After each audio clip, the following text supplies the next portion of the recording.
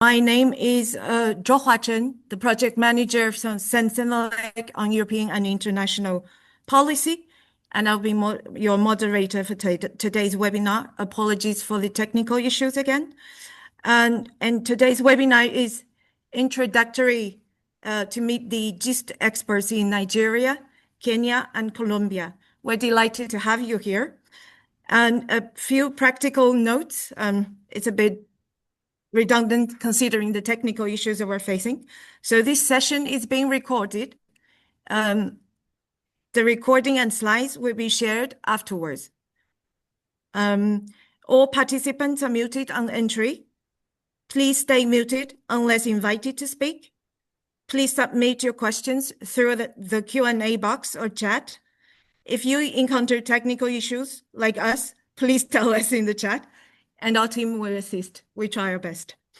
A little bit of context. So this webinar is part of the GIST project, which is the Global Partnership for Human-Centric ICT Standardization, an EU-funded initiative implemented by the 3 European Standardization Organizations, CEN-CENELEC and ETSI. Tracy, do you mind sharing the agenda of the day? Thank you.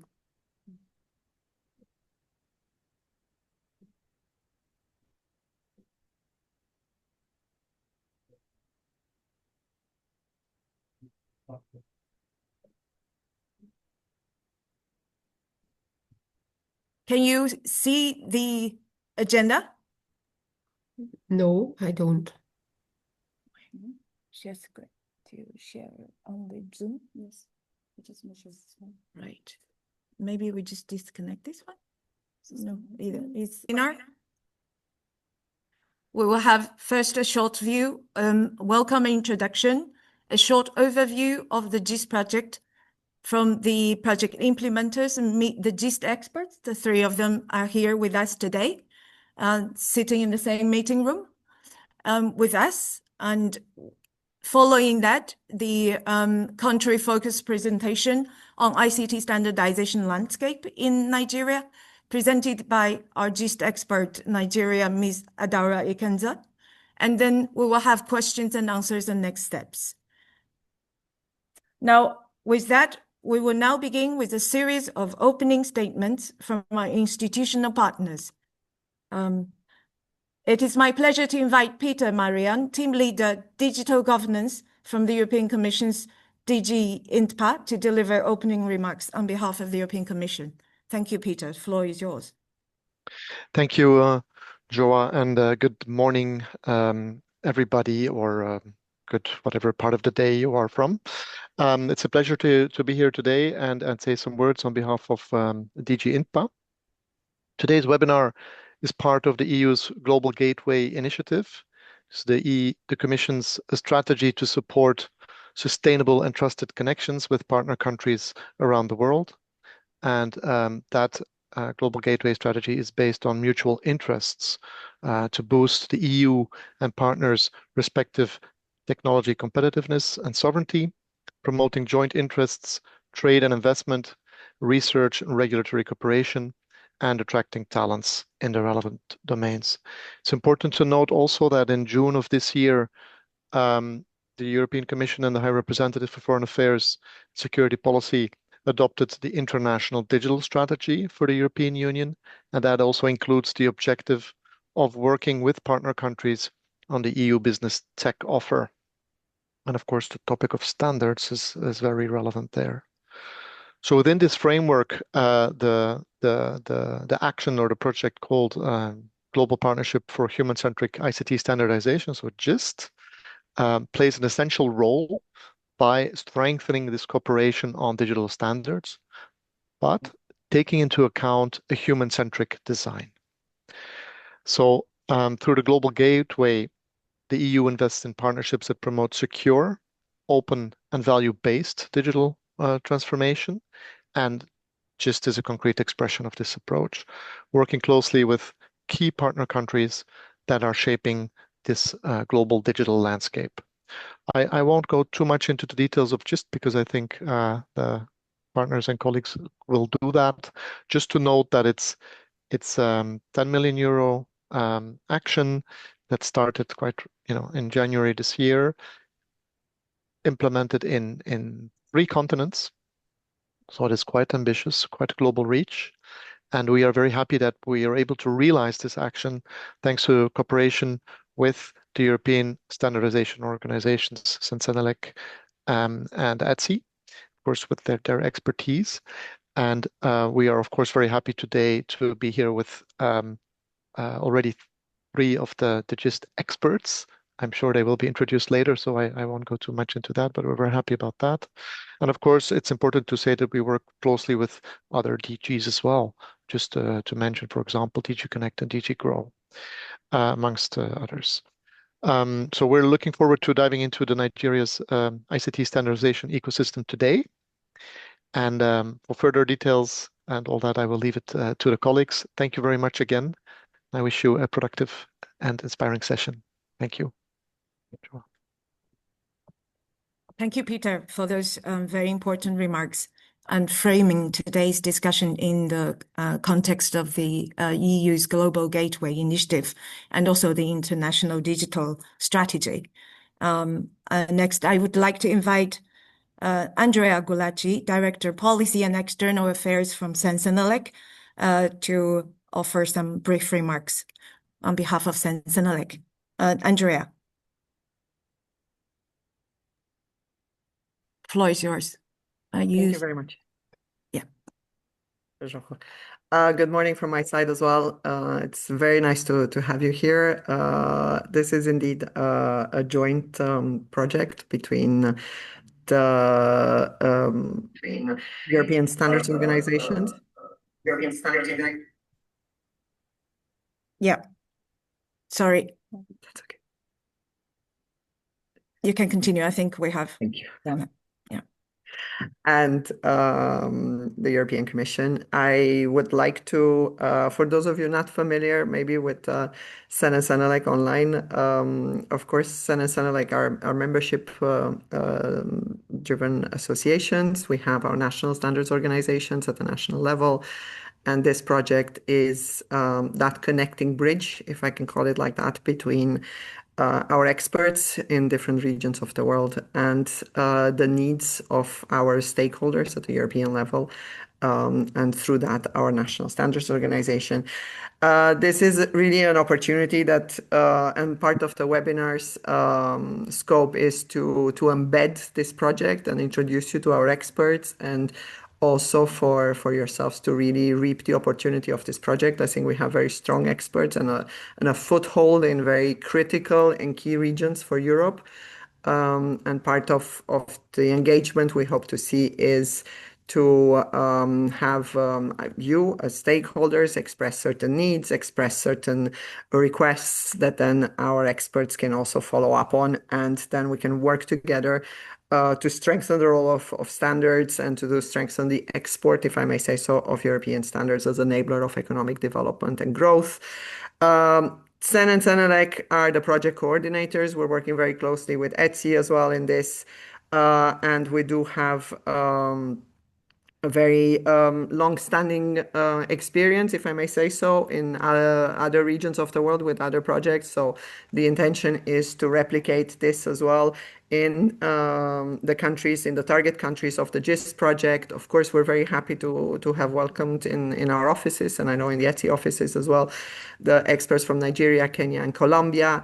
Don't hesitate to use this project, and of course, through the channel of CEN-CENELEC and ETSI, as a tool, as an invitation, if I may say so, from our side to maximize this project. It's a 4 years long project, so we do have time to grow, to understand, to be as well in the countries represented to the project. And that's why the intention is to frame this through this webinar for you to have a better understanding as well of what the ambition of the project is, who the experts are, what the work program is that we are looking at developing, And then, of course, how we can best connect that with yourselves, how we can best connect that as well with the members of CEN-CENELEC, so that we do really take the impact and the value of this project for the full system at the European standardization level.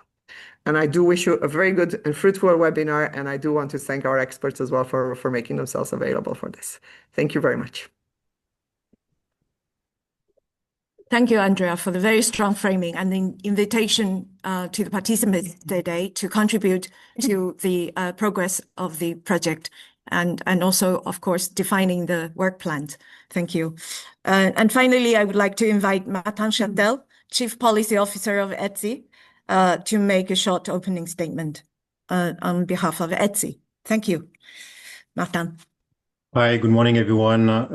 Thank you and a big welcome from ETSI. I'm afraid I will have to disconnect thereafter because I have a parallel meeting happening at the same time. So I already apologize in advance if I inadvertently disconnect after. As you know, ETSI was originally created and also at the initiative of the European Commission and the CEPT administrations. And over the years, ETSI helps translate digital leadership into global impact by leveraging its dual role as European Standardization Organization and a globally recognized SDO. We have about 950 members across 64 countries in 5 continents. So that shows that we cannot achieve our goals in isolation, and international cooperation is paramount. So ETSI is very proud to contribute to the GIST partnership together with CEN as coordinator.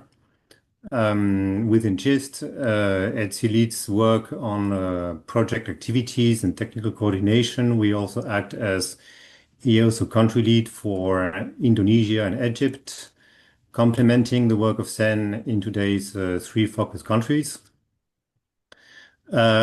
Together, this creates a well-balanced and comprehensive approach to engaging with partner countries across regions. So we are really excited from an ETSI perspective to work with the 3 experts in Nigeria, Kenya, and Colombia. I was personally very pleased to engage with them twice in the recent past. And we look forward to support the national ICT standardization ecosystems and to help build strong connections with the European and international standards contributors. So we look forward to today's exchange and to working closely with all of you as the project advances. I am myself part of the project, but I have a terrific team from ETSI, Xavier Piednoir, who leads the project as director, and Mariana and Emily that some of you may know already today. So thank you very much for joining today's webinar. Thanks for organizing it, Joshua as well. And we hope to you find the session both insightful and valuable. Thank you. Thank you, Matano. And I particularly thank you for bringing up the ETSI colleagues that we work closely on a daily basis. So Xavier, Mariana, and Emily. And we work the ESOs are working very closely on the GIST project. And before we meet the GIST experts, allow me and Xavier to give you a further brief overview of the project itself. And thank you for all the opening remarks from the opening speakers. I think we have some of the speakers have already mentioned that the project runs for 4 years, from January 2025 to end of December 2028. And today we are marking a very early milestone, I think, in the project, in the sense that we're able to bring 3 of the 5 experts to Europe, and we have a 1-country landscaping study carried out, which will be presented today. Indeed, the project are implemented by the 3 ESOs, and the project steering committee is led by DG INTPA with technical guidance from DG Connect, DG Grow. And CEN is the secretariat, and we do have a wide geographical coverage spanning 3 continents. And even though the objective is to establish presence in specific countries, in fact, each of the experts are also having a regional coverage. So you can see here, in Africa, we're looking at Kenya, which also covers East Africa, Nigeria, West Africa as well, and Egypt in a dual setup with Tunisia, that's Maghreb region. And then in Asia, we're looking at Indonesia with a coverage, which is a dual setup with Philippines, meaning dual means that we're also covering some activities in the other country where the expert is not based. So Indonesia also has a regional coverage for ASEAN, and Latin America, Colombia, and also has a regional coverage, let's say, in Mercosur. And so we have with us today, the 3 experts are the Kenya, Nigeria, and Colombia, and you can see their individual countries set up. The experts are based in covering individual countries and also the regions, but they don't have a dual setup. We have encountered some recruitment challenges. The recruitment in Egypt and Indonesia are taken longer. So those 2 experts cannot be with us here today. I move next. I would like to invite Xavier, Director of International Projects at ETSI, to tell us a bit more about the objectives and the activities of the project. Xavier, thank you. Thank you, Johua. And thank you for setting up this interaction with the experts and offering our members to getting to know them. So at a high level, the project will seek to leverage this setup of experts on the ground in targeted geographies in order to strengthen and build long-term relationships between European standard setting bodies and our counterparts in the addressed geographies. But as mentioned already, I mean, these countries also have to be seen as a somehow landing pad in the region, and the experts will also seek to develop and nurture relationships with regional actors for standardization. This is all because we want to ensure that there is first awareness and then potential increased availability of ICT standards that are aligning with our EU values. So having this green and gender responsive and human-centric component. And we want to work towards making that happen in each of the addressed geographies, talking about which, I mean, 5 offices will be established. So that means, I mean, the expert together with support staff in the addressed geographies, where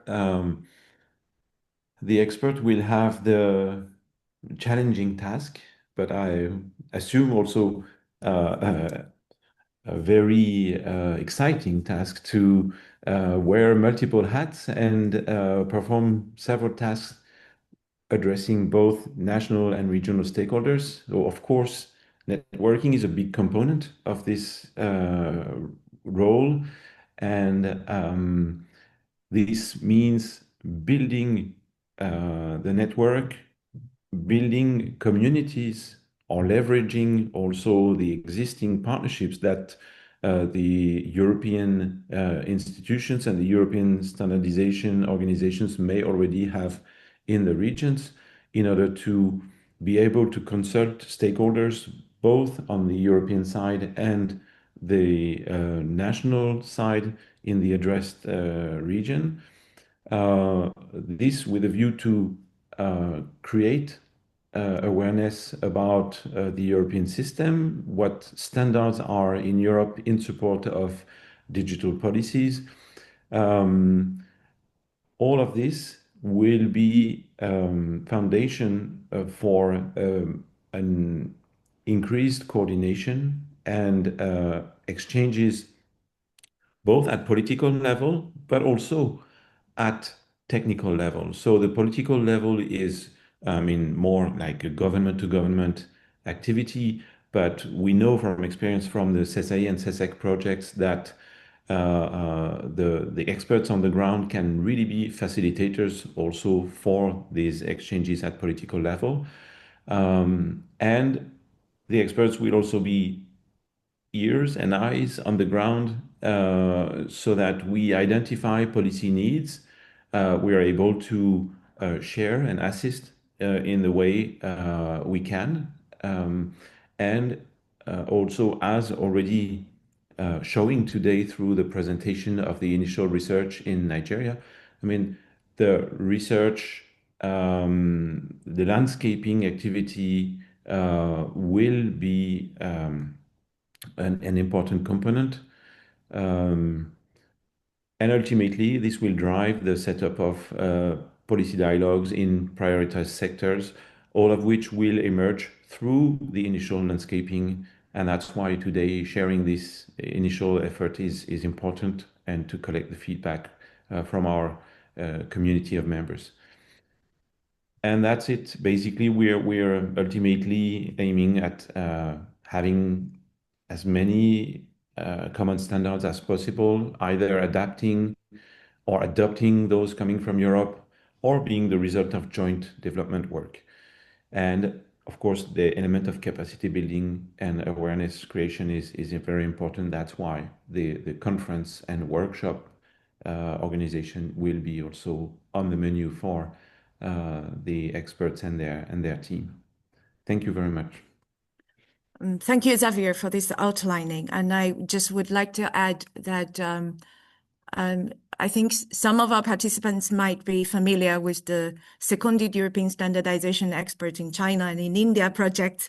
And I think we are looking at a similar setup. And indeed, the objective is for our experts to become the go-to people whenever European or local stakeholders have any questions or any needs regarding European ICT standardization or local ICT standardization or standard in the country or in the region. And I think, and that's the goal. And we want to make the exchange of needs and dialogues as smooth as possible, and build that solid bridge. And it's very good that we have now experts on the ground, and that lays good foundation for people-to-people engagement in the years to come. And thank you. And for that, I will not stand any longer between you and our experts. And next, I would like to invite, maybe, let me see. I will first change the order a little bit from the slides. Matano, our GIST expert in Kenya, to introduce. Would you please give a brief introduction about yourself, your background? And we know that you three have been here for 2 weeks, very intensive 2 weeks, meeting and the institutions, having meeting the staff of the ESOs, and receiving a lot of information about the European standardization system. If you would also share a couple of insights that you have from these past 2 weeks, that would be great. Thank you, Matano.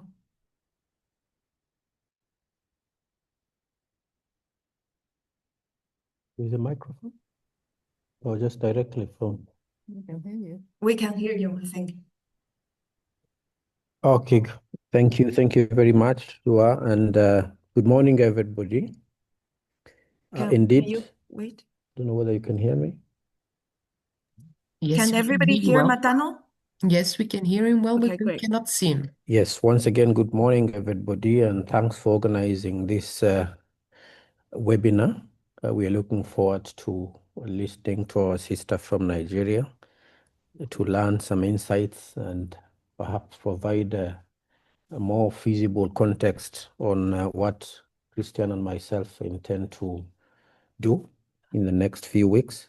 And my name, as you've been told and as shown on the screen, is Matano Ndaro. Sorry, Matano, do you mind turning on your video? Your video. Yeah. So people can see you. Oh, okay. There I am. Can you see me? Thank you. Yes. Okay, thank you. I will continue. So I come from the Republic of Kenya. I have a background initially in economics, then I dived deep into the ICT world. I've worked in telecoms, postal, courier, and e-commerce spaces. Overall, in the digital world, as it were, I started off as what we used to call then in the fixed telecoms world, a telecoms controller.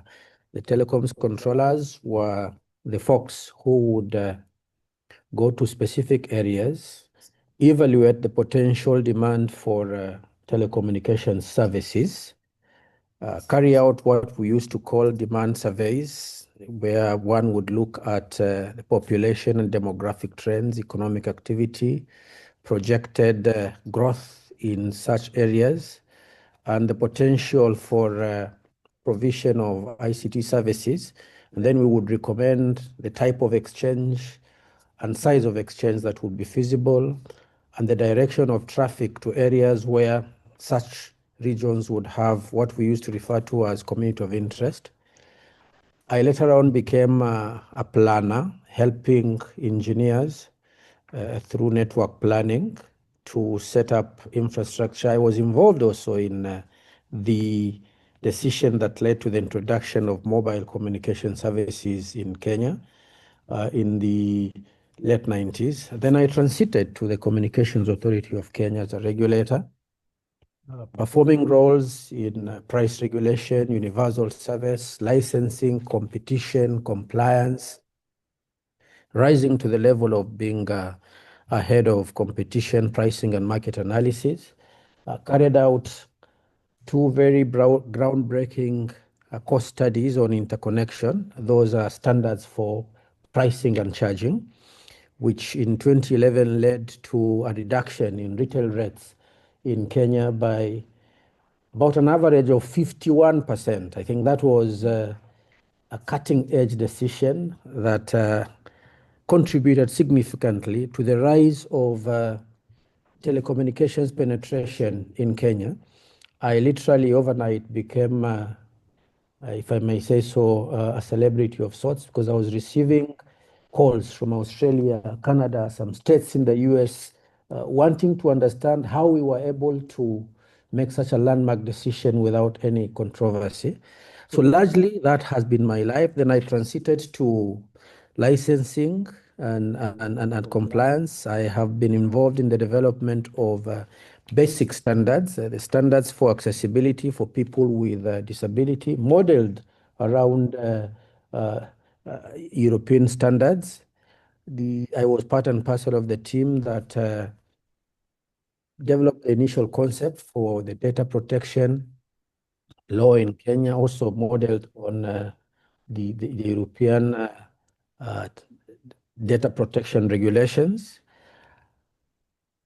I may say that I have gone 360 degrees.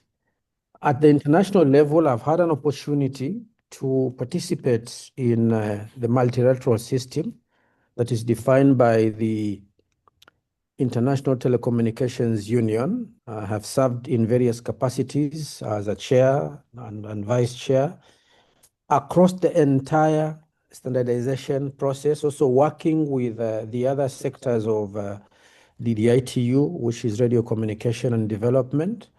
So we've been advising for the longest time the director of the Telecommunications and Standardization Bureau that works very closely with entities like ETSI. While ETSI would develop operational standards, the ITU then would provide, as it does up to today, a platform, a multilateral platform on which those standards then can obtain global acceptance. I have also interacted with folks from ITF, IEEE, and the private sector as well. And in terms of this specific project, I come from a country that has been recognized as a regional digital hub and a financial hub, as it were. Kenya, I think, is one of the few countries that can boast of having the most progressive digital financial service framework and infrastructure with penetration levels going beyond 100%, as it were. The policy environment it's very vibrant. The legal frameworks are also there. We have data protection laws, computer misuse, and cybercrime laws. We have laws that govern development of standards. Primarily at the highest level is the government body, the Kenya Bureau of Standards, that oversees the development of any standard within the country, of course associated with ARSO, the African Standards Making Organization. But largely for digital standards, apart from those that would underpin trade relations within the country, most of the standards that are used on the networks are actually global standards that are adopted through the ITU system for radio communication, for the environment, for quality of service, numbering, naming, addressing, for broadband, cable networks, and so on and so forth. So, notwithstanding the availability or presence of all these policy and legal frameworks, what is lacking within Kenya, and I would imagine within the greater Eastern African region, is a framework of standards that would actually help implement some of these very ambitious policy and legal frameworks. The ICT policy speaks about international standards, but does not point specifically to which standards. So this, indeed, I would imagine, would be a blank check of sorts for European standards to be used to facilitate not just operational frameworks, but also trade. Now, briefly, we've had very intensive 2 weeks of interactions with the officials of CEN-CENELEC and ETSI. One important lesson that I've learned is that Europe is much ahead of the rest of us, but there is need for closer interaction for CEN-CENELEC and ETSI to open up these discussions and discourse through some of us to introduce European standards in our regions to facilitate not only trade, but also the 3 focus areas of the human-centric value chain, which is security, affordability, and accessibility, and the inclusion of women in the standards making process and implementation. And so I'm excited that I'm part and parcel of this groundbreaking journey, and I hope we can create impact, and I'm looking forward to your support and the support of my colleagues, Cristhian and Adaora, to learn lessons from our regions, compare notes, and see what we can replicate so that this journey of popularizing and creating impact in our regions through the use of European standards can be realized. I can see I am being asked to stop now, and I have concluded. Thank you very much, and I'm looking forward to a very productive, interactive, and impactful webinar. Thank you very much, Matano. I think we stay impressed with your experience and in the Kenyan telecom sector, not only in Kenya. I think you have a lot of experience also in the Africa Telecom Union and the International Telecom Union, and you have used a lot of buzzwords actually in these past 2 weeks.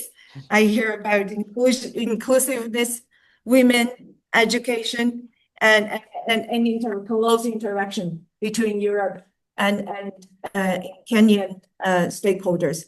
I thank you very much.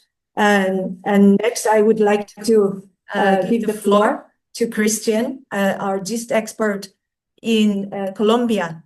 Cristhian, please. Thank you. Thank you so much. So, good morning, everyone.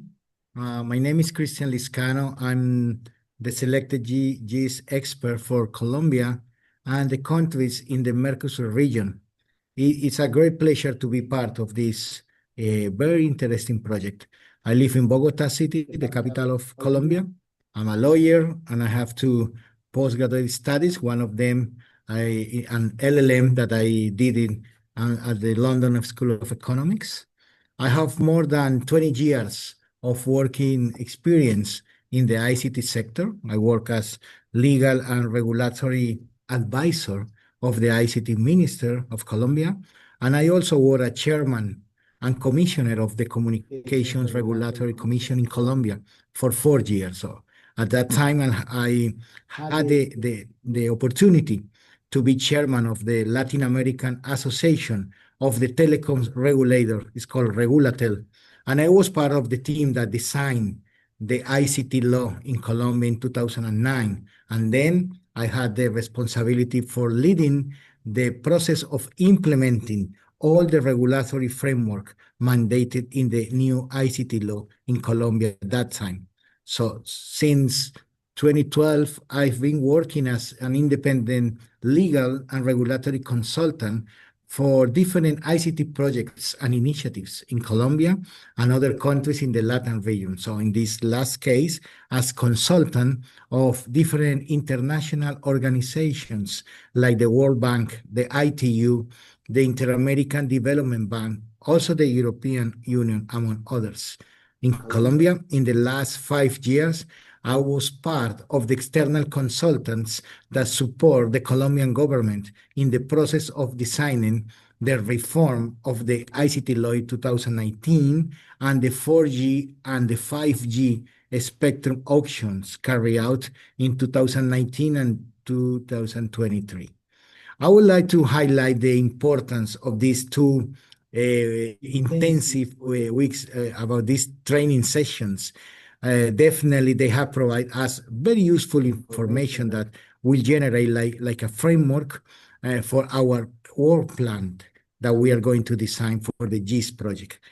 I believe it will be necessary to work closely with the EU delegations, in my case, in Colombia and the countries in the Mercosur region, to align the activities we propose to carry out and the activities that have been already led and planned by the EU delegation. So it will be very important to synchronize like the workshops, strategies, and events that have already been planned by the delegation or maybe the standard setting bodies like ETSI and the ones we could try to promote and organize in the country under the scope of the GIS project. So we also need to keep in mind that at least in the case of Colombia, we will have presidential elections next year in May and June. So a new government and new local authorities will begin a new 4-year presidential term starting in August next year. Finally, I strongly believe that there is a huge opportunity to foster, on a very strategic base, the relations between the EU standard setting bodies with local authorities in Colombia and the Mercosur region, especially taking into account the ongoing ICT geopolitical discussions that have been carried out in the Americas region, especially between the US and China. So again, I'm very glad to be part of this team. And please, anything you need, do not hesitate to contact me. It will be a pleasure for me to host you in Colombia and the countries in the Mercosur region. So thanks a lot. Thank you, Cristhian. And I think I will not repeat the word impressive in my introduction to the experts' profiles. I think you will notice from their self-introductions, it's not necessary for me to repeat them. But I would like also to point out that the fact that we only have one landscaping doesn't mean it's clear that doesn't mean that Cristhian or Matano are not able to carry out them in the capacity, but it's because it's a matter of contracting process that we have taken longer than expected, the contracting process. So I can already see that Cristhian is already having great ideas from these 2 weeks in Europe. I'm really looking forward to more work coming up from you, to your insights on what we can do in the GIST budget. I'm really looking forward, and I'm also confident that we can do great activities. Thank you. And then next, Adaora. Okay. So good morning, everybody. My name is Adaora Ikenze.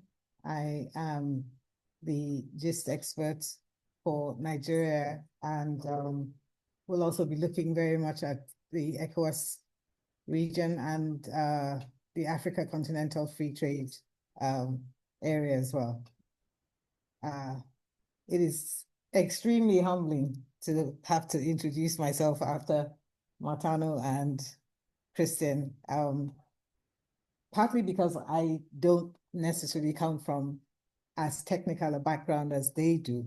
My background is along the lines of law and international development and public policy. And one of the perhaps most striking experiences of the last 2 weeks has been the opportunity to sit and listen to both of them. I've learned just as much from both of them as I have learned from the team members in CEN-CENELEC and ETSI. But I am extremely excited about the potential for this project in Africa, and the collaborations that I can also see between our regions and our national standardization bodies as well. I'm supposed to be presenting my landscape study. To those of you who have seen these slides in some iteration over the last couple of weeks, I apologize that you have to go through them again. And I will start with the caveat that this is very much a work in progress. I'm looking forward to more feedback and more questions.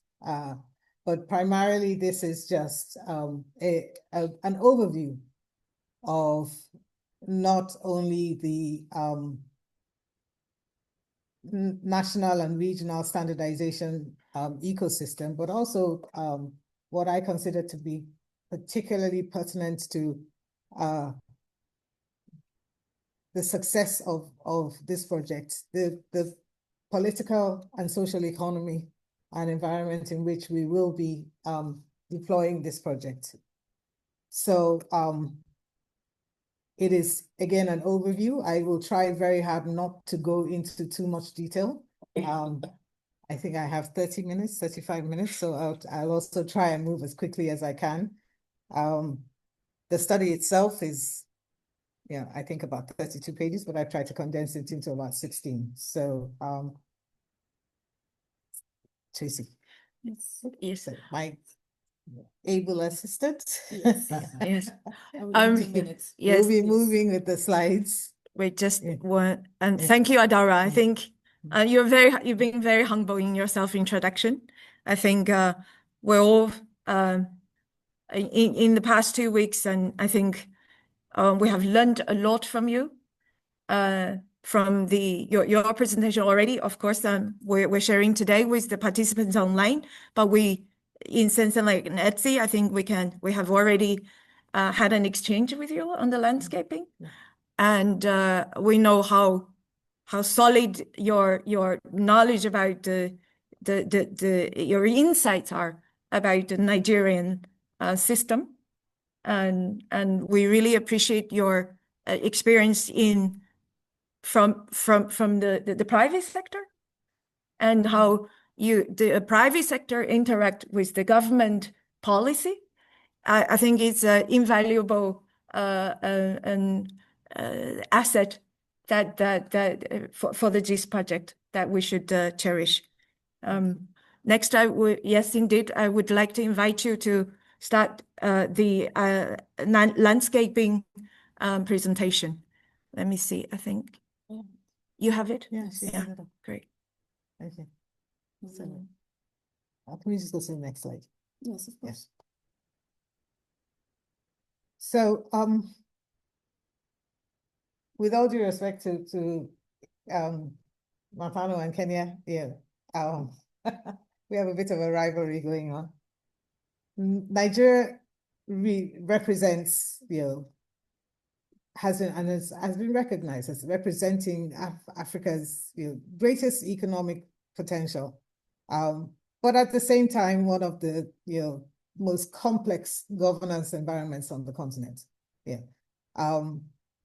The country has been grappling with persistent democratic deficits. It has very challenging institutional fragmentation, and the last decade has been characterized by extreme economic volatility. But in the midst of this, we are seeing a very, very ambitious digital transformation agenda. And even more positively, that agenda shows a strong alignment to global best practices.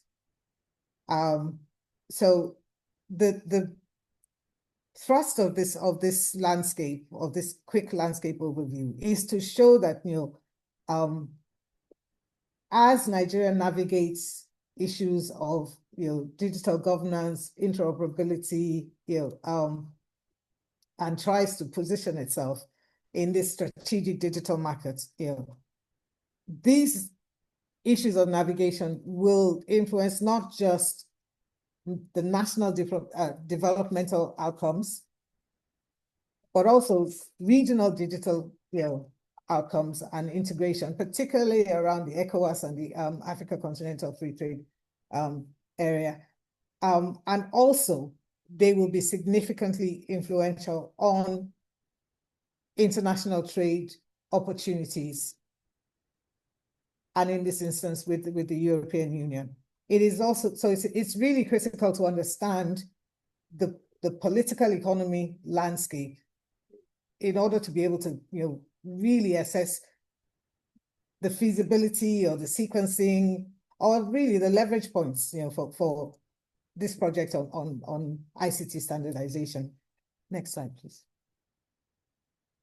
So the second point I'd like to make is that the digital and ICT space in Nigeria is not purely technocratic. It is very, very much shaped by political incentives, agency competition, and policy ambiguity. When you look at the landscape, when you look at the policies and the organizations that define and drive this sector, with regard to, to standardization specifically, progress really has depended not, less on the quality of the policy frameworks and more on the institutional, prioritization, capacity, and cooperation, really. This is also within an environment where, despite Nigeria's macroeconomic pressures, the digital sector is consistently a high-performing sector and is viewed as a very, very strong lever for economic resilience.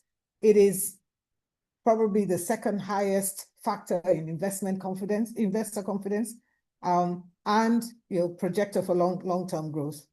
So it is initiatives like this that support like standardize or around standardization that can support faster commercial deployment, unlock market value, and for trade and investment, reduce compliance friction, will always have greater government attraction and traction. Next slide, please. So let me just very quickly give the overview of the policies that currently underpin the landscape. It is really quite robust, and we have multiple policies. Nigerians are never shy about drafting and deploying policies. So there's the National Economic Policy, National Digital Economy Policy and Strategy.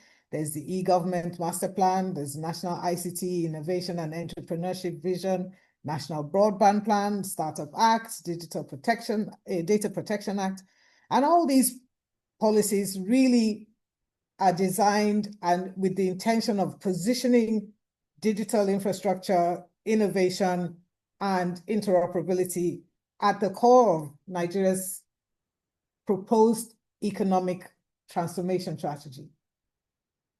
But again, as I said, a lot of these frameworks lack clear operational pathways, they lack enforceable compliance mechanisms, and explicit cross-agency standardization architecture. So I will also speak a little bit about the regulatory domains that impact Nigeria's digital governance landscape. But these two areas, the policies and the regulations, create a very strategic opening for the GIST project. To really, in my opinion, serve as a catalyst, a catalytic mechanism that can transform the technocratic ambitions into implementable standards, that can help strengthen regulatory coherence, and really, support the development of a globally interoperable digital ecosystem that very much aligns with European digital standardization models.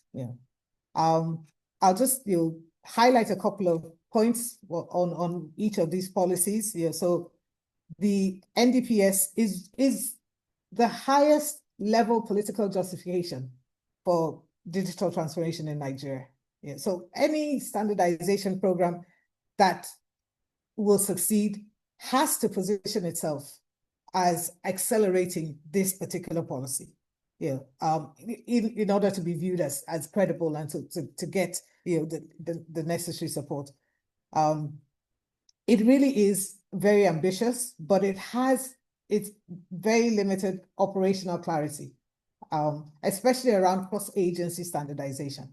And one of the areas where I see the GIST project being able to contribute is helping translate the pillars of this NDEPS strategy into measurable, comparable standards and interoperable frameworks. Similarly for the Nigeria e-government master plan, which technically should have ended this year, but is in the process of being extended. And this master plan was crafted to specifically to enhance service delivery and promote transparency, efficiency in the public sector through the integration of ICT platforms. And the master plan makes part of the NDE-PS strategy really more practical because it outlines standards for interoperability and shared services and single sign-ons across national ministries, departments, agencies, but it does not prescribe who controls, who enforces, who maintains these core digital standards. So again, it's another strategic entry point. The GIST is very well placed to position itself as facilitating the neutral mechanism, to align these technical standards across MDAs, and external regional bodies, because this policy directly reinforces the need for harmonized digital standards, because across the proposed e-government systems. The National ICT Innovation and Entrepreneurship Vision is a policy that is focused on creating a conducive environment for startups. It explicitly supports research and development and collaboration between academia and industry. So the whole point of this policy is to unlock the value creation across the innovation chain by improving funding, the regulatory environment, infrastructure, skills, collaboration. But it doesn't articulate operational pathways for standards harmonization or how Nigeria can align its domestic standards with global reference systems. So again, another entry point for of contribution for the GIST project could be operationalizing innovation with standards. So standards alignment. So the ecosystem becomes globally compatible and rather than just locally relevant. And also really to support and strengthen the relationships between academia and not just the NSO but the ESOs as well. Broadband access is really the foundational infrastructure. So sorry, I think we need to move to the next slide. Yes. I think yes. National broadband plan. Yeah. So the national broadband plan, self-evident, but it again is the foundational infrastructure for any for digital standards to function in practice. So this broadband policy is critical because without standards adoption, connectivity, quality of service, national reach, you can't scale across the sectors. Again, for the Startup Act, the Startup Act emphasizes innovation, regulatory support, but similar to the National ICT Innovation and Entrepreneurship Vision, it really doesn't provide guidance on technical standards adoption. So that, again, is an opportunity for a conversation, engagement, and support under the GIST program. GIST can very comfortably leverage or intervene in this, I can see technical working groups to develop sector-specific ICT standards for high-growth startups, fintech, health, AI applications, and then also advisory services for the regulatory bodies, on harmonization of digital standards and compliance pathways. The Nigeria Data Protection Act, is probably the most widely heralded law in the country, and of course, based on it's very, very much predicated on the GDPR, and it provides the legal framework for we all know what data collection, storage, processing, transfer, it does everything that the GDPR does. It sets out the obligations for data controllers and processors, and consent-based data handling. It introduces penalties, but while the legal framework is really quite robust, the problem or the challenge is with implementation, because a lot of private sector actors and startups don't have the capacity to fully comply. So again, looking at engagement around capacity building and support, workshops around training for government, industry on European data protection standards, and the co-development of technical guidance on how to implement secure, privacy compliant ICT standards. Also, there's a potential for supporting pilot projects where EU standardization practices can be applied to real-world digital services in the country, to demonstrate compliance pathways and the benefits of interoperability. I think we can shift to the next slide.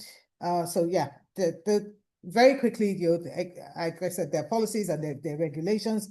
There's several what I would consider to be high influence institutions that define the policy direction and give guidance on regulatory enforcement.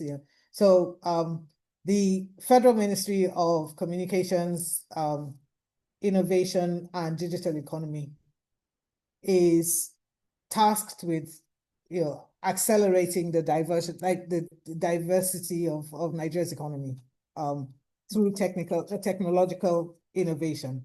And this ministry is headed by Dr. Botun Tijani, who is really a pioneer in Nigeria's tech startup system. It's unusual. It unfortunately has been unusual to find a political appointee who is also technically competent in the ministry that they typically oversee. But Nigeria is fortunate and is benefiting from the fact that the current minister in charge of innovation and digital economy is actually a technical expert, not just practically, but also academically as well. And he's very familiar with he's worked in Europe and on standardization, standardizing innovation and commercialization methodologies. So he really understands the needs for standardization.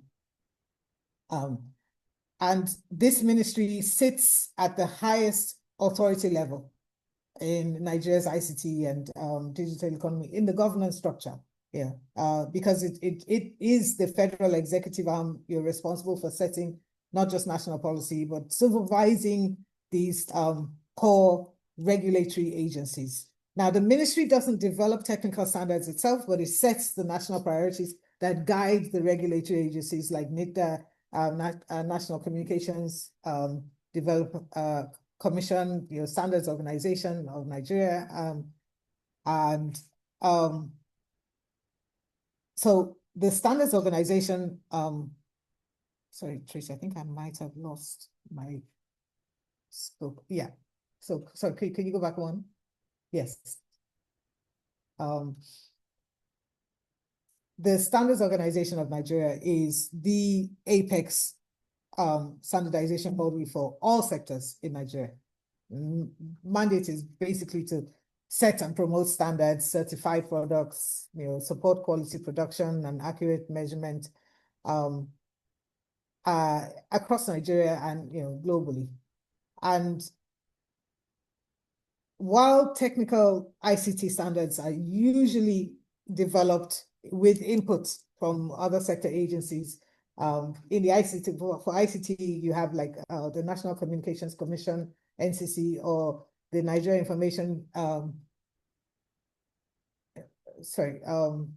Nigeria Information Technology Development Agency, NICTA. SON, the Standards Organization of Nigeria, is the final gatekeeper. They validate and formalize and gazette, before standards become recognized as national standards. But within ICT standardization, their role is primarily product conformity, testing, certification, rather than policy design. SON also serves as Nigeria's official representative in international standard setting.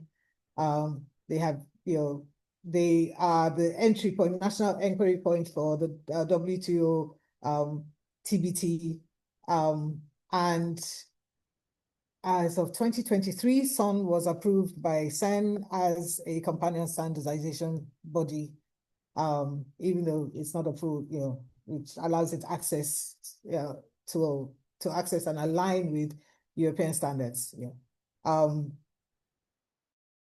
Internally, SON has national presence with zonal offices, so across the 6 geopolitical zones of Nigeria with accredited labs, but the capacity really varies significantly across technical domains. It is what I would describe as resource poor, and that really limits its ability to do deep specialized ICT standards setting compared to NICTA or the NCC. And then moving to NICTA. So NICTA is the institution that is mandated to regulate and coordinate and develop IT in Nigeria. And it increasingly, we've seen a significant mission creep since the establishment of NICTA in 2007. It now has increasing authority over tech governance, frameworks, everything from AI to digital public infrastructure standards. And it's really the driving agency behind the National Digital Transformation Alignment. And it acts as a regulatory policy setting, standard setting organization. And that tends to bring up agency conflict with other agencies like SON or the National Communications Commission. So while, like I said, while SON sets and approves national standards across all sectors, NICTA focuses specifically on shaping policies, regulations, and standards that guide Nigeria's digital economy and ICT ecosystem. So it really is very relevant to ICT standardization because it issues the standards that government MDAs, private sector, and the tech ecosystem are required to comply with. And it also has direct enforcement authorities on compliance for things like ICT infrastructure and products. It has quite a few international relationships. It is being supported by JICA, to help Nigerian startups develop market-ready products. It's being supported by the FCDO in the UK through for cybersecurity challenges. There's a Global Tech Africa partnership with the US in Nigeria to help unlock growth opportunities and build the tech ecosystem. It also works closely with the European Union on the digital economy package on a global gateway. The EU also funds the Digital Transformation Center, which works directly with NICTA to build institutional capacity for policy development, even standards for interoperable digital public infrastructure. NICTA also participates in the EU Cybersecurity Building Program for Africa. And this is, supporting African governments to strengthen their cybersecurity frameworks using European Union standards and ISO, IEC norms like 27001. So NICTA is receiving technical support already on cybersecurity governance, incident response frameworks, and national cyber hygiene standards. But still, NICTA really represents a high leverage entry point for GIS because it has both policy power and currently it has multiple reform windows open, of AI ethics, digital public infrastructure, digital innovation regulation, and under the National Digital Economy and E-Governance Act, the ministry, the supervising ministry for NICTA has the statutory authority to set policies and frameworks. The last one I would just quickly run through is Federal Ministry of Industry, Trade and Investment. It's responsible for policies that drive investment, industrial growth, attracts trade flows, domestic foreign investment. It is, of course, the focal of macro, economic direction in Nigeria. And it is, it is also strategic in enabling standardization in Nigeria, because for example, with regard to ICT standardization, while the ministry doesn't set technical ICT standards, it shapes the national, industrial policy environment. It shapes the trade policy direction. It guides investment incentives, and it is the lens through which international cooperation will look at the frameworks that influence and show what standards Nigeria prioritizes for its foreign partners. So this ministry, again, highest political authority and strategic policy. It has very strong influence, of course, with the presidency, with the National Economics Council. The Standards Organization of Nigeria is actually an agency under this ministry. And the Africa Continental Free Trade and ECOWAS trade decisions typically come out of this ministry as well. It really is the primary interface for international trade. And the support of this ministry is essential to legitimize and sustain standardization across all sectors, particularly if they touch on cross-border trade, things like export certification, industrial upgrading, or foreign commercial alignment. Next slide, please. And then very quickly to run through the last three, the National Communications Commission is the independent regulatory authority that is responsible for regulating the telecommunications sector in Nigeria. So it directly develops and enforces ICT and telecom technical standards.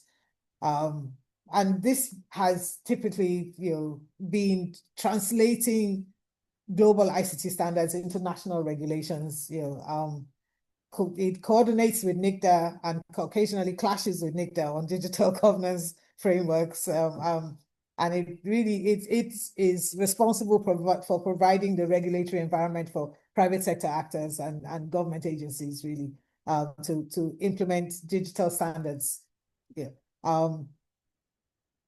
Again, both NCC and NICTA operate within Nigeria's ICT ecosystem, but their mandates and their focus areas differ. I really have to emphasize that.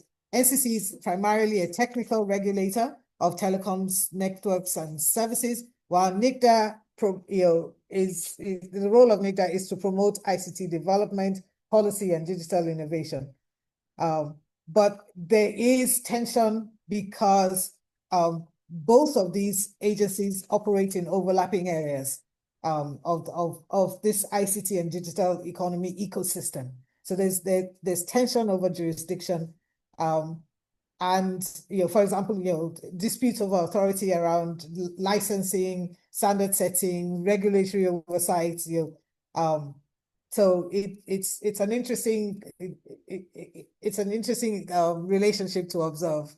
I think I can move to ECOWAS very quickly.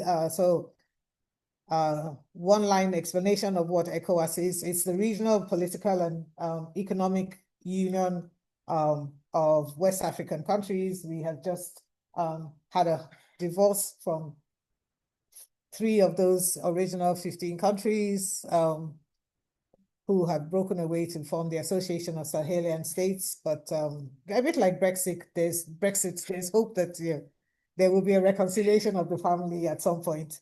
And really one of the primary mandates of ECOWAS is to promote regional integration, to harmonize policies, and including technical and trade standards. I've just highlighted that, and to facilitate the free movement of trade of goods and services across member states. ECOWAS is actively working on regional digital harmonization, largely covering telecom regulatory convergence, roaming, alignment, cybersecurity standards, data protection convergence. But it also supports trade protocols that support the Africa Continental Free Trade Agreement alignment as well. ECOWAS also runs the ECOWAS Digital Observatory, and this is a regional observatory that collects harmonized ICT data to benchmark compliance and regional alignment on standards across the member states. Again, opportunities for engagement with the GIST program there, because these really support national standardization strategies, and they help. The objective is to really enable consistent adoption of international best practices at the regional scale. ECOWAS has its approach to standardization is formalized through regional strategies and regulations, which have legal and operational force as well. The other thing I'd like to just quickly point out for ECOWAS, so it actually explicitly links ICT standardization to the broader, digital trust and market objectives of the Commission. So the e-commerce, for example, the e-commerce strategy centers what is termed as securing trust as a strategic goal. And it lists harmonized legal regulatory measures, including a regional policy for electronic certification, and guidelines for secure public payment systems, and labeling policies for marketplaces. And the last regional continental organization that I'd like to just quickly highlight is the Africa Continental Free Trade Area, which is an African Union program which was established to remove trade barriers, inter-African trade barriers. I have 5 minutes. And quickly, the AFCTA and its protocol creates the mandates and the legal instruments to harmonize trade rules and cross-border facilitation. For GIST, it really is probably the most critical upstream driver because it operates at the highest political imperative, and it really it is a driver for Nigeria to align its national ICT policies and procedures at continental level as well. Nigeria is quite active in the AFCTA, and Nigeria currently leads the West Africa Telecommunications Regulators Assembly. Next slide. And then we have ASO, which is the African Organization for Standardization, which is the continent's standards body established by the African Union. It supports regional standards, standards equivalence, and mutual recognition frameworks. And it works with national bodies like SON to align local standards with continental benchmarks. The last thing I'd like to quickly just highlight is the Nigerian, sorry, next slide. Nigerian industrial, next slide. Yeah, industrial, so it's called the Nigerian Industrial Revolution Plan, which really is just, the framework to move Nigeria's economy away from your raw material exports and oil and gas towards, manufacturing, technology-driven productivity, and really towards your global competitiveness. It has an overarching framework, and it is a strategic gateway because, again, the digital manufacturing and smart production systems that rely on ICT standards, interoperability, conformity, GIST has an opportunity to engage with this plan, to try and embed standard-based approaches very early on in national value chains. And the policy itself actually speaks very clearly about its direction, and it sets out the institutional roles, and it even sets out the timelines for the development and implementation of standards. So it's a very, very robust policy and an excellent opportunity to begin to engage in the conversation and the ultimate goal of strengthening EU-Nigeria trade activity at the highest, not only at the highest political level, but also practically with its national, in industry, the implementation of this national industrial policy. So, Trace, can we move? I think, yeah. So if you see that the key actions that the policy has identified, and the timelines, 2 years for the development of standards and core quality infrastructure, 3 to 5 years for sectoral innovation, and the ongoing for regulatory enforcement of harmonization. Yeah. My final slide, I think it's my final slide. Yeah. So looking at pulling all this together, based on the conversations over the past couple of weeks, tentatively, the 3 priority areas for at least for Nigeria, for GIST that I have highlighted, artificial intelligence, cybersecurity, and e-governance, and fundamentally because these 3 areas, first of all, have strong political actors with strong political capacity that are pushing for reform in these areas. They have the relevant agencies that are driving them have strong regulatory mandates, and there are open windows of intervention. So the Cybersecurity Act will be reviewed shortly by the beginning of next year. There is a renewal of the presidential initiative for e-government. There's a new industrial plan. Nigeria just concluded in 2024 its national artificial intelligence strategy. So there are open windows of intervention. There are strong political actors that can drive these reforms, and the agencies as well that will implement, that can be strong partners for the introduction of the standardization conversation into these 3 areas, have strong capacity and strong mandates as well. And finally, my key takeaways for Nigeria and the region, the landscape, are really that first, the political economy shapes the feasibility of this standardization agenda. It's very, very, and deeply entwined with political dynamics. And the success of the program will, one last minute, okay, it will depend not only on technical frameworks, but also the alignment of political elites.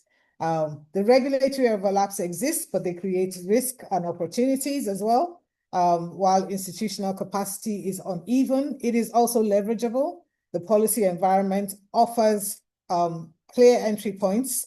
The regional integration layers help expand the potential for influence of the GIST project. Yeah, a pilot approach is really the most feasible. Tracy, can we go to the last beautiful slide? Thank you, slide. Yeah. That's it really. Thank you very much. And Thank you. I hope it made sense, and I look forward to comments and feedback.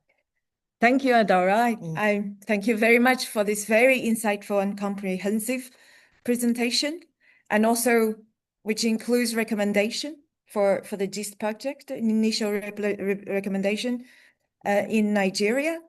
Let me first put on my CEN-CENELEC coordinator hat on, and I would like to just add a comment.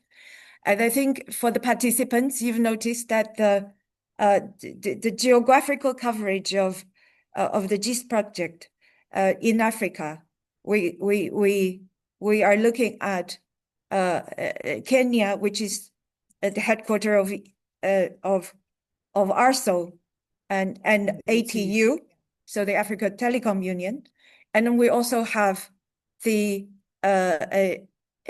Egypt, which is the headquarters of AFSEC, and then we also have ECOWAS, which is we have Nigeria covering ECOWAS. I think Nigeria is the second largest economy in the whole Africa continent, and it is important that, and it is, the ESOs also have taken it as our responsibility to coordinate amongst all the GIST experts and to see whenever possible and wherever possible, we come up with coordinated proposals at continental level.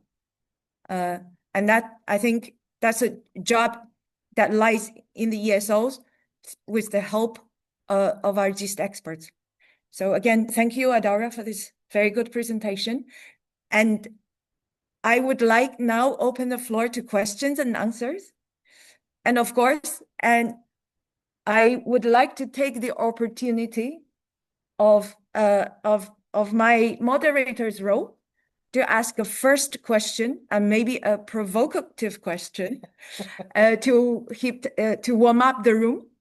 And I think we often hear a saying which goes, the US innovates, and China replicates, and Europe regulates.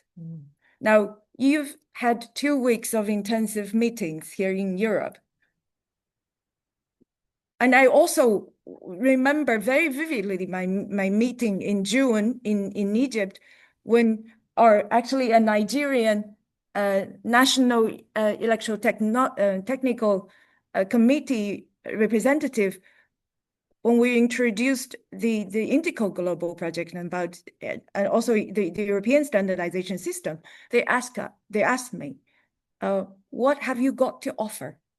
Now, my question for you is, from these last 2 weeks of meetings, what do you think of the European Standardization System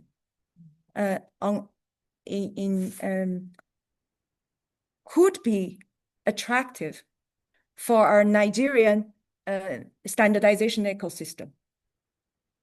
And maybe this question is not only limited to Nigeria. So I would like to also invite Matano and Cristhian to answer this question as well. So first to you, Adaora, what do you think of the European standardization system, or even a larger ecosystem in Europe? What could be attractive of the system for Nigeria? I think the first thing that comes to mind is stability, actually. Regardless of the potential attractiveness of the North American system, it is still a system that operates very much in isolation and is very much subject to the societal and political whims of that continent. I think with Europe, Africa has always or recognized a sense of stability, a comfort in the maturity of direction, and a comfort that the rules are not going to be flipped overnight. With China and Asia, because the relationship is very, very much skewed towards importation rather than exportation. There's not that much that Africa is producing to sell to Asia. Asia is extracting raw material and then returning it as finished products, regardless of what sector it is. With Europe, there is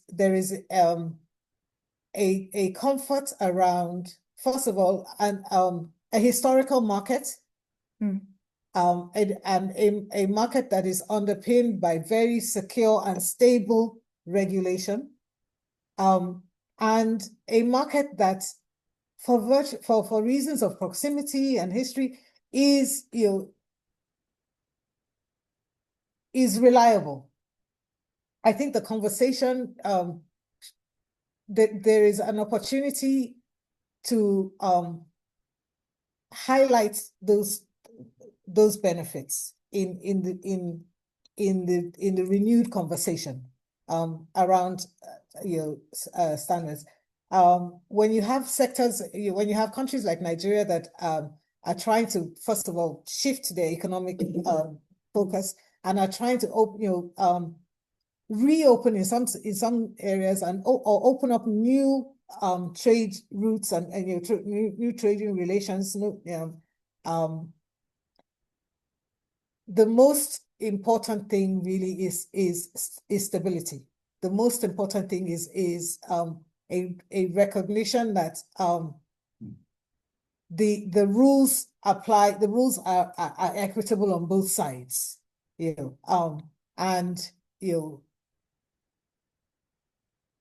Although there's already comfort with the ISO system, but because there is so little difference between the EU standards and the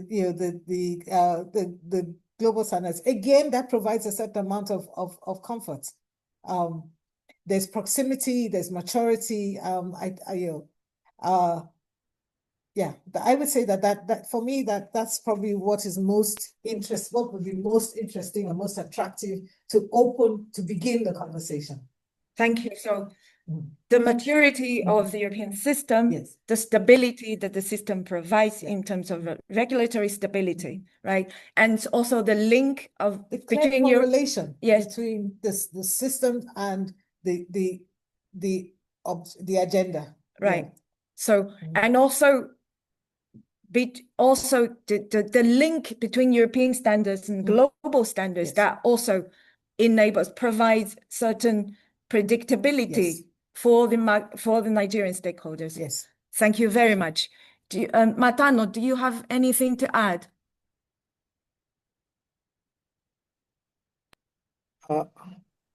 Probably just to complement first and foremost, I must thank my sister Adaora for a very interesting, incisive, and thought-provoking presentation that has touched upon all the key dimensions of the political economy, the standards making process, the shadow boxing that is replicated across the African continent in terms of institutional and governance structures.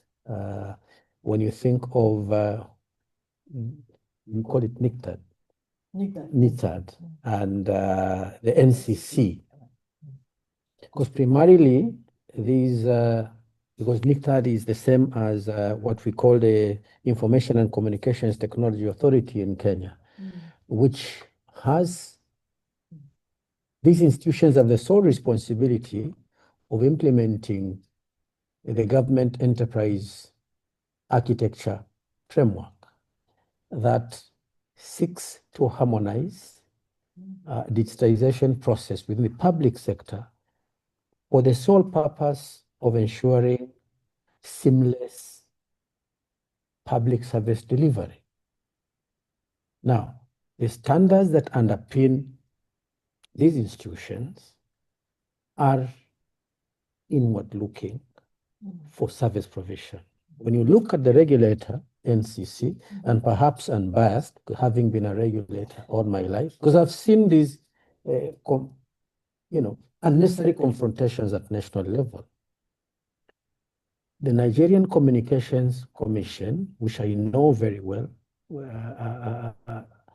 has been actually a groundbreaker in the standards making process at global level. I have been, for the last 20 years, a member of the African group to all the World Telecommunications Standardization Assemblies, all the ITU standards making processes. And in that team, the NCC is represented. So talk of adoption of European standards through either bilateral or multilateral system. It is the NCC that adopts infrastructure standards for the digital systems in Nigeria and domesticates them through relevant laws. It is the one that adopts operational standards, radio communications standards, satellite standards, and enforces compliance. So I wonder sometimes why there is that conflict. And sometimes it is a product of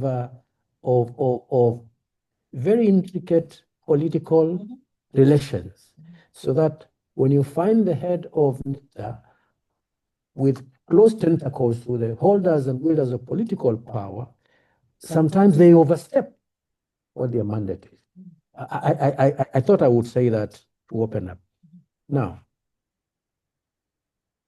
you uttered a very interesting statement that the US creates, China replicates, and Europe regulates. I love it. did you say Europe innovates? Regulate. Regulates. You know, the histories of these regions are complementary but different. The US, if you ask me, and people can correct me, if you study its history, it was created as actually a commercial enterprise. You know, immigrants from Europe went to the US producing raw materials for their motherland, revolted against their own territories, and became independent. Europe has got a very strong rule-making, welfare-based economic system. And because of the divergent, I call them geographies and ethnicities, it was very necessary for Europe to create a framework through which they could trade by developing, common standards to facilitate trade movement of people. Now, the statement that China, because the US has companies, the Qualcomms of this world, top-level tech companies that create, standards. The statement that China actually replicates could have been true 20 years ago. It is a fallacy. It is a high-sounding nothing if you ask me today, because Chinese companies are on the forefront of developing cutting-edge standards for digital infrastructure and services across the globe. But also it is important to state that The standards making process is a partnership of sorts to facilitate global trade. Not one region can create its own standards and say these are ours. So this complementarity will always continue. Now, in the context of what CEN-CENELEC and ETSI or the EU does, the EU has enduring trade agreements with Africa, the Economic Partnership Agreement. It has bilateral agreements. Now, the focus should be to facilitate increased trade by empowering these developing regions of the world to adopt standards that can make their small and medium enterprises, even big entities, trade easily and vice versa. And so the collegial nature and very, very, very what consultative nature, I may call it, of the European standards making process is something that some of us admire and would really be glad to see that is replicated, focusing on the key areas. Because when you talk about human-centric, in my mind, I'm looking at affordability, accessibility, security, sustainability, and gender inclusion. I think I should stop there. I don't want to make a speech. Thank you so much. Thank you, Matano. And am I muted? I'll mute. Right. Yes. Thank you. Do you have any questions from the audience? But I just want to have a quick reaction to what Matano has said. I hear you, and I think thank you for challenging that sentence. I hear you that we should stay. We should not underestimate the innovation of emerging powers, and we need that the internal cohesion for creating the single market is a very good reference. Yes, and also you have touched upon what it means by human-centric from your standpoint of view, right? Thank you very much. And then I would like to invite Cristhian to maybe share what you think could be like the valuable and attractive from the European system for the Colombian stakeholders. Thank you. Well, I think everything has been said by my distinguished colleagues, Matano and Adaora. I think the best word to describe that is predictability, as you just said, Adaora. So I think it's really good. It's great to have clear and stable, rules and conditions, and to know that any change would be a result of developing step by step different activities in order to reach, like consensus among interested parties. So for me, I agree with just my colleagues just said, the word is predictability, and it applies to all of our countries. Thank you. Thank you, Cristhian. I also hear that standardization is a concept. I'm muted again. Okay, so I also hear from you that predictability and stability is very important, and also that the standardization as a consensus building process should be strengthened. We should not lose that consensus building process, the robustness of that process, right? Thank you. Do we have any questions from the audience?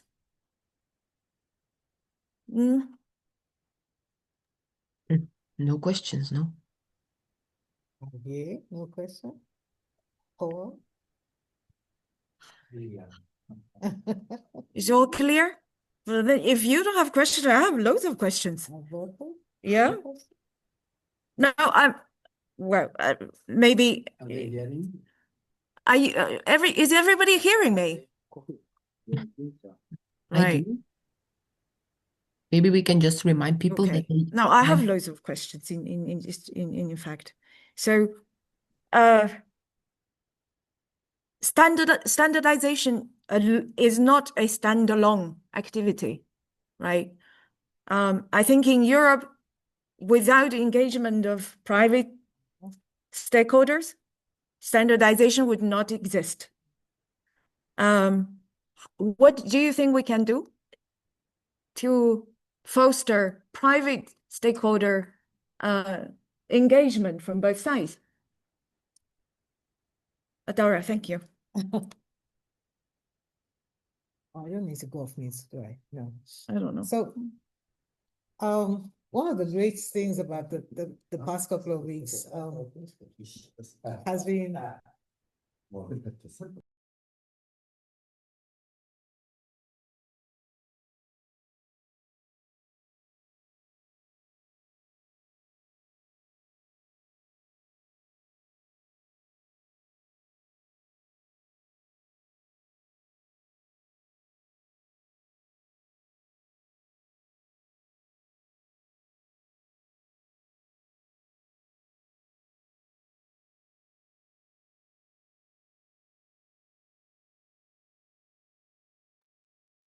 Sorry, we cannot hear you anymore.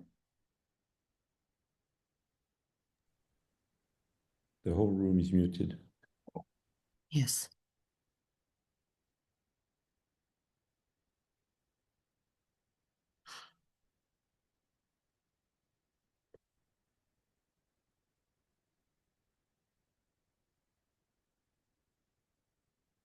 Hello, Xiaohua. We cannot hear you. We cannot hear you. oh, You're muted. Apologies. Would that help? Can you hear me now? Yes. Oh, okay. I think Thank you. apologies from the CEN-CENELEC project team. We obviously this team, we need a digital skills upscaling to make the best use of this super techie equipped meeting room, which unfortunately we haven't managed to make a good use of it. Yeah, so very quickly, what I was trying to say, let me just reiterate that the days we spent with ETSI were really, really, really informative, and it really brought home the importance and the value of the non-official voices of stakeholders from industry and the private sector. There, and the importance of being able to create those spaces. When I was doing my landscaping, and on reflection, looking at what I've just thinking about what I've just spoken about, I didn't really speak about the engagement of or the role of the private sector, or of industry bodies in the standards creation, or even standards adoption. But their role, their presence is clearly necessary and recognized in the policy direction. So it is a question of finding out if those spaces exist for the engagements, and helping facilitate those spaces. Again, I see entry points around the National Industrial Policy. I see engagements with CEN itself, to see what what kind of infrastructure, what kind of system they have for engaging. There's the Manufacturers Association of Nigeria, there's the organized private sector. One of the things I did on behalf of GIST was attend the National Economic Summit a few weeks ago. And that is probably the largest gathering of the most important private sector operators in the country, not only to review the government's economic policy for the previous 12 months, but also to provide feedback and suggestions on the next 12 months. So it's like the Davos of Nigeria. It was interesting that, yes, there was one session on the session on industrialization where the UNIDO representative spoke, and he did speak about standards, but there hasn't been a dedicated section on standards creation, standards implementation, from the national standardization bodies, or the linkages with the private sector and industry. So yes, it is something extremely important, and I see a very strong role for the GIST project in facilitating those conversations. Thank you. Do you have Cristhian and Matano? Would you like to add anything? Oh yeah, no, I think and I would like to highlight, as just Adaora said, the importance, to facilitate and to promote the participation of the private sector in the process of building consensus. Of course, their proposals and suggestions are very critical for this kind of process. Definitely, the standard making process must take them into account. So I think it's something that is critical for the process, and especially in Latin countries. And I think that's another really good point that I will take into account when building up the work plan for this very interesting project. Thanks. Thank you, Cristhian. And Matano, final words? Perhaps not much to add. I just to totally agree with my two colleagues. And I think beyond the private sector, Africa has a very strong community of industry associations and women-led enterprises. And part of what I would really want to refer to as human-centric is the inclusion of women in the development and adoption of standards in our regions that can facilitate their full participation in the global economy. For them to be able to identify markets, to be linked with those markets using European-based standards. For example, the digital passport that we've been talking about. A very strong link is necessary for capacity building with the academia and technical training institutes.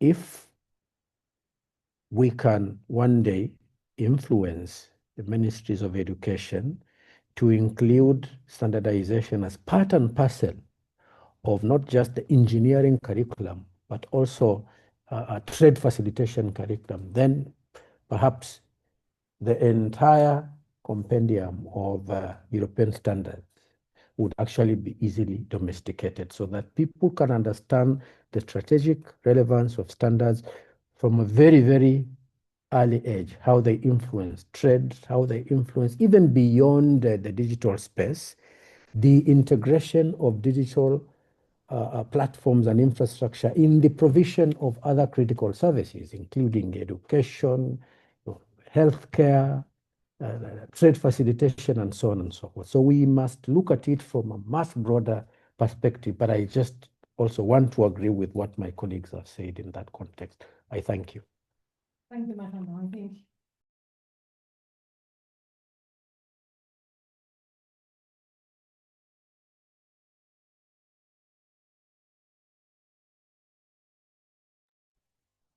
You're muted again. Again, muted. Digital skills upscaling. And so what I'm saying that the addition of Cristhian and Matano has nicely summarized actually ongoing priorities of standardization work in Europe as well. We touch upon education for standardization. Yeah, certainly we have a lot to see, lot to do to see if we can cooperate on that. We're looking at qualifications in universities. Okay, I think we're running really 2 minutes over time. I would like to, on behalf of CEN-CENELEC and ETSI, I would like to express our appreciation to our 3 GIST experts, Adaora, Ikenze, Matano, Ndaro, and Cristhian, Lizcano, for their introductions and for sharing their initial perspectives from their countries and regions.